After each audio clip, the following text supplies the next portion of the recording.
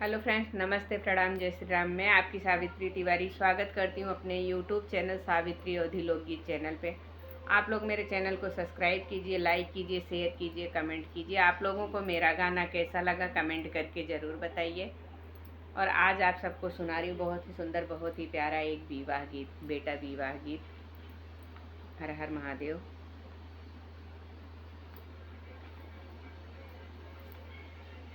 पातर राम पतर करिया ठाढ़ बनिनिया दुकान जी। पातर राम पतर करिया ठाढ़ दुकान जी।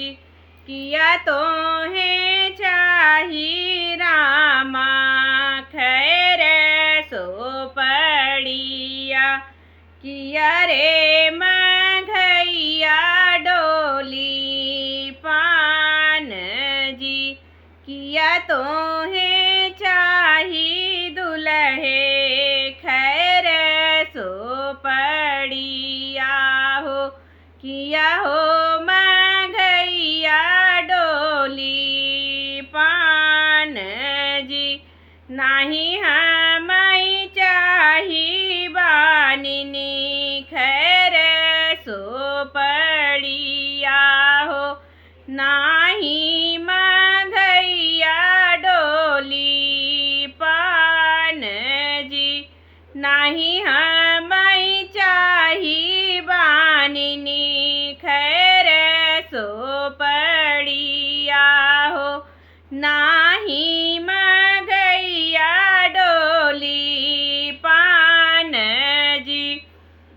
हमका तो चाही बानिनी सोने के सिंहोरवा हो। सीता बियाहन हम जब जी।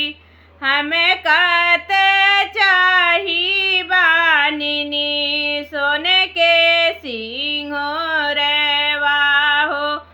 सीता बियाहन हम जब जी। छीकत रामायापन पालकी सवारई। छीकत भये असवार जी। छीकत रामायापन पालकी सवारई। छीकत घोड़े पीठी भये असवार जी। काहे भैया कहे भैया राम सुना भैया लक्ष्मण। छिकिया के करहूँ विचार जी। कहे भैया रामा हो कहे भैया लक्ष्मण। छिकिया के करहूँ विचार जी। किया होई है भैया हो मड़े में झगड़ा। किया होई है दहेज थोर जी। किया होई है भैया हो मड़े में झगड़ा। किया होई है दहेज थोड़ जी।